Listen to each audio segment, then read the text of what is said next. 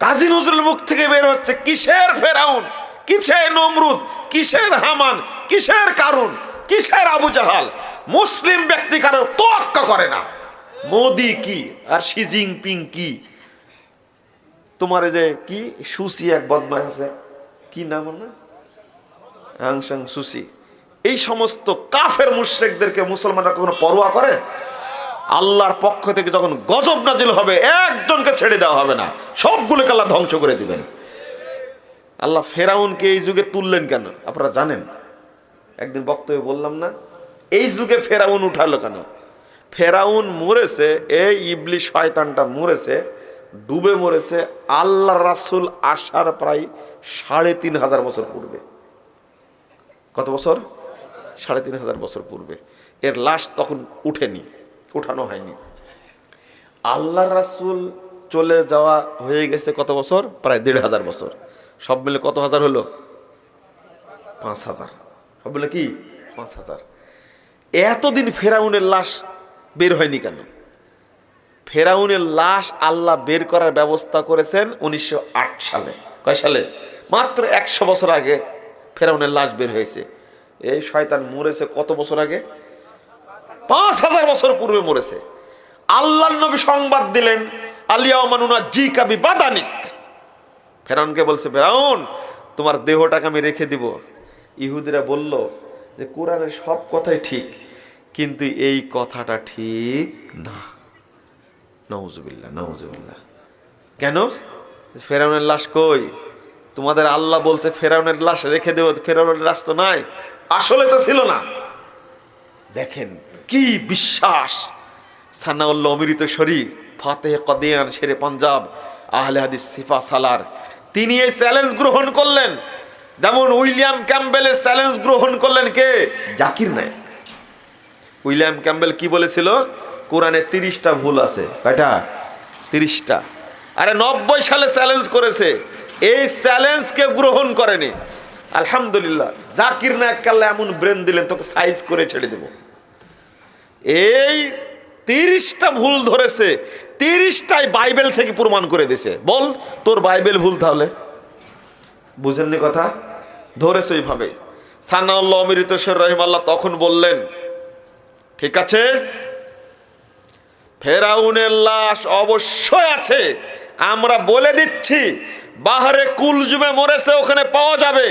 ও ইহুদি খ্রিস্টান, তোমাদের এই অস্ত্র শস্ত্র সব আছে, তোমরাই পরীক্ষা করে দেখো, অবশ্যই আছে ফেরাউনের লাশ। বলছে কি রে মুলবি, বলে কি রে, এতদিন পূর্বের লাশ এখনো আছে? কি ঈমান আর কি বিশ্বাস! চিন্তা করা যায়, ভাবা যায়। আপনাকে বললে তো আপনি ধাপা ধরে যেতেন। তাই তো ৫০০০ বছর আগে মরে গেছে, এই শয়তানকে কোথায় পাওয়া যাবে? কিন্তু সানাউল্লাহ অমৃতসরী কোরআনের প্রতি বিশ্বাস। আল্লাহু আকবার। জিনিসটা এমন জিনিস, কালামুল্লাহ, এর একটা শব্দ, এর একটা বাক্য, এর একটা আয়াত, এর একটা অক্ষর একটাও কিয়ামত পর্যন্ত কেউ বিকৃতি করতে পারবে না, এইভাবেই থাকবে যেভাবে আছে। আলহামদুলিল্লাহ, আল্লাহ শুকরিয়া। ১৯০৮ সালে তারাই তদন্ত করে ফেরাউনের টাটকা লাশ বের করে নিয়ে আসলো মাটির গর্ভ থেকে। চিন্তা করতে পেরেছেন? ভাবা যায়। ফেরাউনের লাশ এখন দেখা যায় মিশরে গেলেই দেখতে পাই, আল্লাহ রেখে দিয়েছেন। ভাবেননি আপনারা এই যুগে ফেরাউনের আগমন কেন? আল্লাহ বলেছেন লিমান খালফাকা আয়া, তোমার পরে যারা আসবে তারা শিক্ষা যেন অর্জন করে। ফেরাউনের মতো জালেম, বুশ এক শয়তান, বারাক ওবামা আর এক শয়তান, ট্রাম্প আর এক শয়তান, শি জিনপিং আর এক শয়তান, মোদি আর এক শয়তান, এই সমস্ত নব্য ফেরাউনদের জন্য আল্লাহ ফেরাউনকে উন্মুক্ত করে দিয়েছেন। এটা হলো আসল কাহিনী। কথা বোঝা গেছে? আরো আসবে, এর চেয়ে আরো কড়া ফেরাউন আসবে। এক একজন এসে মুসলিমদেরকে ধ্বংস করার চেষ্টা করবে। আল্লাহ রাব্বুল আলামিন আগে থেকে বলে দিচ্ছেন, ফেরাউনকে দেখে নাও, এখনো মিশরে আছে, শিক্ষা অর্জন করো। তো ফেরাউন শিক্ষা অর্জন করেনি, ফেরাউন থেকে কেউ শিক্ষা অর্জন করে না, এটাই বাস্তব। কেন ফেরাউন থেকে শিক্ষা অর্জন করে না? ফেরাউন শয়তানটা তো শিক্ষা অর্জন করেনি, আবু জাহাল করেনি, মাদায়েনে সলে সালেহ আলাইহিস সালামের শহরটাকে এখনো সংরক্ষণ করে রেখেছে, যেভাবে ধ্বংস হয়েছে ওইভাবে আছে। ফেরাউন আবু জাহাল ওই রাস্তা দিয়ে তাবুকের যুদ্ধ করতে গেছে, দেখে গেছে যে কিভাবে সালেহ আলাইহিস সালামের কওমকে নষ্ট করা হয়েছে। আজ থেকে প্রায় ৭,০০০ বছর পূর্বে। ফেরাউন তারপরে আসেনি, নমরুদ তারপরে আসেনি, হামান কারুন তারপরে আসেনি, কিন্তু সালেহ আলাইহিস সালামের কাছ থেকে শিক্ষা অর্জন করেছে না, নেইনি। আজকের জালেমরাও শিক্ষা অর্জন করছে না। আপনাদের মনে হয় বেশি বিরক্ত করে ফেললাম। আমি আপনাদেরকে বলতে গিয়ে যেটা বলবো যে আল্লাহর কাছে দোয়া করবেন খালেস অন্তরে, রব্বুল আলামিন যেন আমাদেরকে যাবতীয় বালা মুসিবত থেকে হেফাজত করেন, আমিন। আর যেগুলো কারণে মহামারী আসবে ওইগুলো কারণ থেকে কি থাকতে হবে? বিরত থাকতে হবে, মনে থাকবে। তার মধ্যে মদ, গাঁজা, সোয়ানি। সংসদে বিল পাস করা উচিত, যত মদের কারখানা আছে সবগুলো বন্ধ করে দেওয়া উচিত। সুদ, যেভাবে সুদ খাওয়া চলছে বাংলাদেশে, হারামের আলাদা প্রতিক্রিয়া আছে একটা। আল্লাহ বলছেন ইয়া আইয়ুহান নাস কুলু মিম্মা ফিল আরদি হালালান তাইয়্যিবা, হে মানব মণ্ডলী তোমরা জমিন থেকে পবিত্রটা খাও। আশ্চর্য, পবিত্র হালাল জিনিস যদি পবিত্র না হয় তাহলে খাওয়া যাবে না। গরুর গোশত পচে গেছে, খাওয়া যাবে? হালাল না। একটা ফল পচে গেছে, কলা পচে গেছে, খাওয়া যাবে? ওটা হালাল কিন্তু তাইয়্যিব না। আল্লাহ রাব্বুল আলামিন কিভাবে বলছেন হালাল জিনিস হলেও খাওয়া যাবে না, যদি কি হয় নষ্ট হয়ে যায়, খাওয়া যাবে না। সেখানে হারামের তো কোনো কথাই না। চীনের সবচেয়ে বড় খাবার হলো, সুস্বাদু খাবার হলো কুত্তা। কি খায়? কুত্তা, বিড়াল, বানর এগুলো খায়। ছি, বানরের স্যুপ নাকি তাদের সবচেয়ে সুস্বাদু খাবার। বানর বানর করোনা আসছে বাদুর থেকে, কিন্তু সবচেয়ে সুস্বাদু জুস হলো কি, স্যুপ হলো কি, বানরের।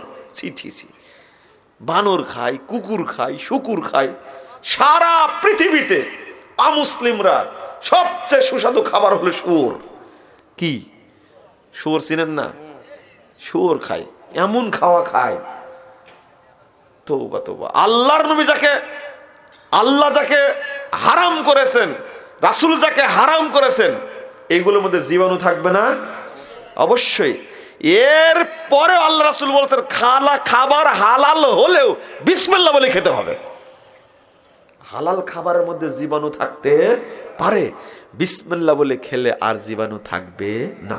বিসমিল্লাহর বরকতই আলাদা, ব্যতিক্রম বরকত বিসমিল্লাহ। আল্লাহ তো বিসমিল্লাহ বলে খেতে বলেছেন। আর সেখানে কুত্তা খাচ্ছে, বানর খাচ্ছে, শুয়োর খাচ্ছে। এক বেয়াকুব গল্প করতেছে, বেয়াকুবই বলে ফেললাম, ভদ্র মানুষ, যে ঢাকা এয়ারপোর্টের থেকে আমি যাবো থাইল্যান্ডে, এয়ারপোর্টে খাবো, তো খুব ক্ষুধা লাগছে, সময় পেলাম না। ইমিগ্রেশন শেষ করে তাড়াতাড়ি বিমানে উঠতে উঠতে সময় শেষ। থাইল্যান্ডে গিয়ে খাবো, সময় পেলাম না। বের হয়ে গেলাম এয়ারপোর্ট থেকে, আমি হোটেলে যাচ্ছি। যাওয়ার পথে আমি বললাম যে ড্রাইভারকে একটু থাম, খুব ক্ষুধা লাগছে। তো পার্শ্বে বাজার থেকে, দোকান থেকে চপ কিনে নিয়েছে। চপ কিনে গাড়ির মধ্যে খুব খাচ্ছে, টেস্ট করে খাচ্ছে। ড্রাইভার পরে জিজ্ঞেস করছে, তুমি জানো এগুলো কিসের চপ? তা তো জানি না, কিন্তু খুব তো টেস্ট লাগলো। বলছে এগুলো সব ইঁদুর আর সুসার চপ এগুলো। ছি ছি ছি ছি, আস্তাগফিরুল্লাহ আস্তাগফিরুল্লাহ। এই তেলাপোকার চপ সবচেয়ে নাকি সুস্বাদু, থাইল্যান্ডে সবচেয়ে দামি। অনেক মুমিন ব্যক্তি আছে বাহিরে গেলে এগুলো কিছু খায় না, গোস্ত খায় না, মাছ খাওয়ার চেষ্টা করে। ও বলছে আমি 3 ঘন্টা শুধু বমি করেছি। ইঁদুর খাইছে।